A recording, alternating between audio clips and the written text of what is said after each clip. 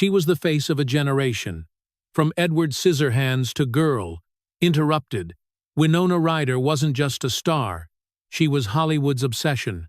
But in 2001, one shocking incident destroyed everything. Overnight, the "it girl" of the 92nd became an outcast, branded unstable and forgotten. For nearly a decade, she vanished, and no one cared to ask why. The truth behind her disappearance is far darker than anyone ever realized. Winona Ryder was born in Minnesota in 1971, into a family that lived far outside the ordinary. Her parents were free-spirited intellectuals, followers of the counterculture, and for a while they even lived on a commune with no electricity. Instead of Barbie dolls, young Winona was surrounded by books, philosophy, and old movies. But when she finally went to school, she wasn't treated as a prodigy. She was treated as an outcast. Her thrift store clothes and quiet manner made her a target. Classmates bullied her mercilessly, once even attacking her in the school bathroom and leaving her bloodied. For a girl who loved stories, who lived half her life in her imagination, the cruelty of the real world cut deep. It planted the seeds of a lifelong feeling that she never truly belonged. Amid the chaos, Winona found salvation in art. At home, she devoured novels by J.D. Salinger and classic films on VHS. On stage at her small local theater, she discovered something extraordinary. When she performed, the pain melted away. The shy, bullied girl disappeared, and a luminous, fearless spirit emerged. Acting gave her not only purpose but a kind of armor, a way to survive.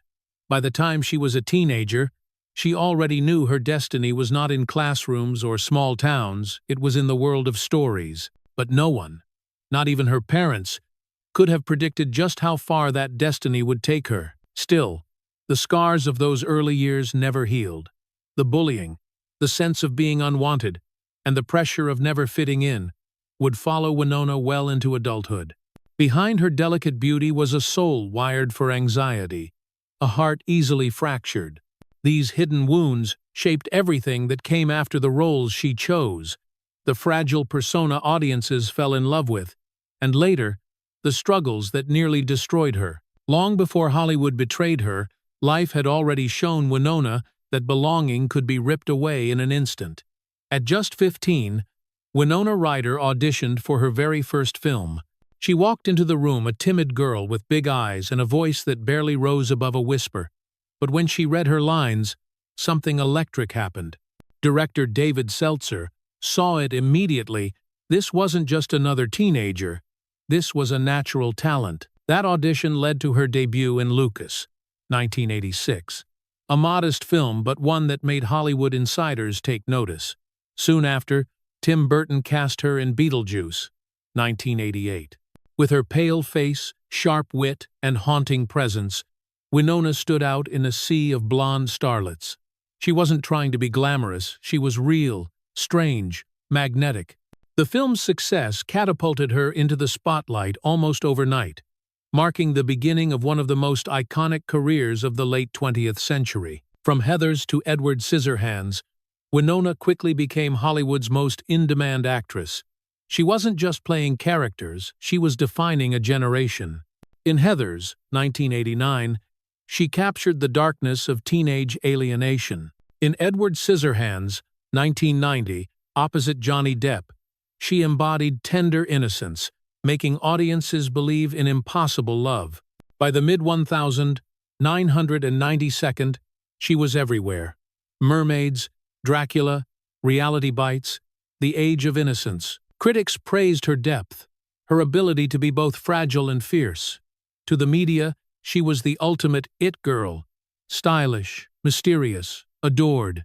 Her relationship with Johnny Depp only fueled the obsession, making them the most talked-about couple of the decade. For fans, Winona wasn't just an actress, she was a symbol of the 92nd itself, the girl every young woman wanted to be and every young man adored.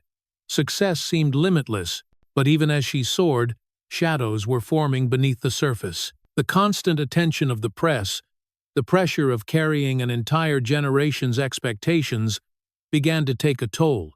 Winona was still the shy, bookish girl inside, but now she was trapped in a whirlwind of premieres, photo shoots, and endless interviews.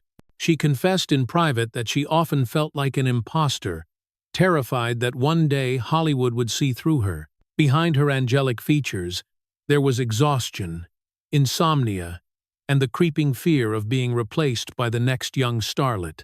To the public, she was untouchable. But behind closed doors, Winona Ryder was beginning to crumble under the weight of her own fame. The seeds of her downfall had already been planted long before the world saw her stumble.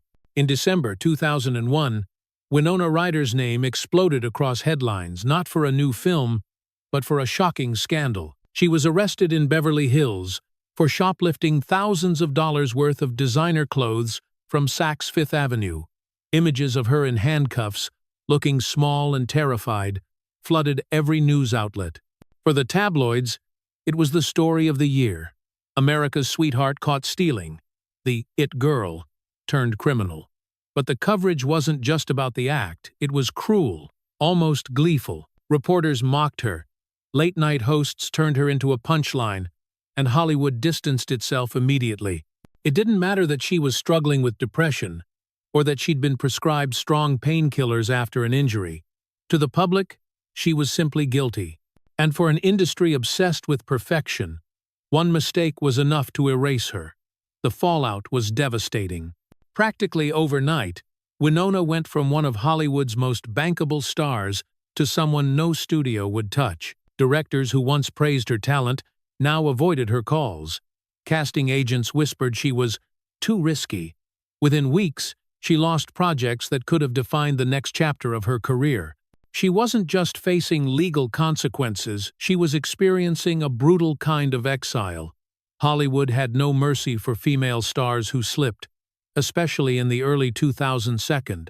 While some male actors survived arrests, addictions, and scandals, Winona was branded as unreliable, unstable, even dangerous. She became one of the earliest high-profile victims of what we would now call cancel culture, long before the term existed, and it left her completely isolated.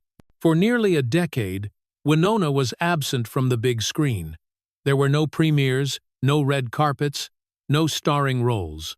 She retreated from the public eye, sinking into what she later admitted was one of the darkest periods of her life. Depression consumed her, and the humiliation of being ridiculed in front of the world cut deeper than any role could ever reveal.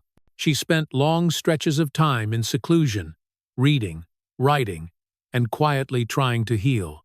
Friends said she seemed broken, lost in her own thoughts, fearful that her career was truly over.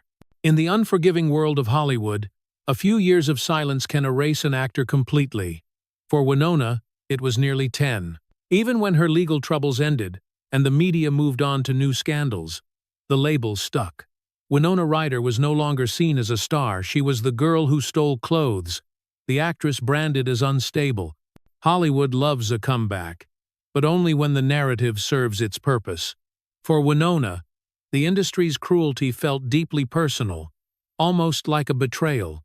She had given her youth, her vulnerability, her heart to the screen, and in return, one mistake had made her a pariah. That stigma clung to her for years, long after the handcuffs were gone. And it raised a painful question. Was Hollywood ever truly invested in her? Or was she just another disposable face in its endless machine? As the early 2000s rolled on, Winona Ryder seemed to vanish into thin air. For audiences who had grown up with her films, the absence was deafening. A few indie projects surfaced here and there, but they were small, almost invisible compared to the blockbusters she once led. For nearly a decade, it was as if she had been erased from Hollywood's memory. The silence was not just professional, it was cultural. A generation that once worshipped her barely spoke her name anymore. And in an industry where relevance is survival, silence is the loudest death sentence of all. For Winona, each year away from the spotlight was another layer of invisibility, another reminder of what had been stolen from her. Behind closed doors, the real tragedy unfolded. Winona struggled with depression and crippling anxiety, conditions that had haunted her since childhood but now consumed her fully. Friends said she often isolated herself, reading for hours, lost in books as if hiding from reality. At times, she leaned heavily on prescription medication, not for pleasure but simply to get through the day. The shame of the scandal, the endless public ridicule, replayed in her mind like a cruel film on loop. And the cruelest part was not the act itself, it was the way the world reacted. Nobody wanted to know why she had stumbled. Nobody cared about the pressure, the exhaustion, or the pain. To Hollywood, she was broken. To herself, she feared she might be too. The girl once hailed as the voice of a generation had now become its cautionary tale. Magazines that once celebrated her as timeless now labeled her troubled. Producers who had begged for her time a decade earlier pretended she never existed. For Winona Ryder, the cruel transformation was complete. She had gone from America's darling to Hollywood's outcast. It wasn't just a fall from grace, it was a rewriting of her entire identity. The same vulnerability that had made her unforgettable on screen was now weaponized against her. And the message was clear. In Hollywood, one misstep could erase a lifetime of brilliance. For nearly 10 years, Winona lived with that sentence, carrying it like a scar that refused to fade. In 2016, nearly 15 years after Hollywood had turned its back on her, Winona Ryder appeared on screen again, this time in Netflix's Stranger Things. At first, some viewers were surprised. Could she still carry a story after so many years in the shadows? The answer was overwhelming. As Joyce Byers, a frantic mother fighting to find her lost son, Winona channeled every scar, every ounce of pain she had carried through her own life. The performance was raw, electric, and heartbreaking, and audiences around the world embraced her again. Overnight, a new generation discovered her brilliance. While longtime fans wept with relief, Winona Ryder was back, and she was stronger than ever. The industry that had discarded her was now forced to celebrate her once more, though Winona herself remained wary of the spotlight. She accepted the praise, but quietly, almost reluctantly, as if she knew how fickle Hollywood could be. Today, Winona Ryder stands as more than just a comeback story. She is a reminder of how quickly Hollywood can devour its brightest stars and how resilience can rewrite the narrative. She never chased the fame she once had, nor did she seek revenge against those who betrayed her. Instead, she chose a quieter path, valuing privacy and authenticity over red carpets. To her fans, she is not simply the it girl of the 92nd, nor the scandal that defined the early 2002nd. She is proof that brokenness does not mean defeat, that survival itself can be an act of triumph. Winona's story forces us to ask, how many others has Hollywood silenced, discarded, and forgotten? And what does it say about us, the audience, that we cheered her rise, mocked her fall, and only later celebrated her return? Perhaps, in the end, Winona Ryder's true legacy is not the roles she played, but the resilience she embodied, the reminder that even in rejection, a human spirit can endure.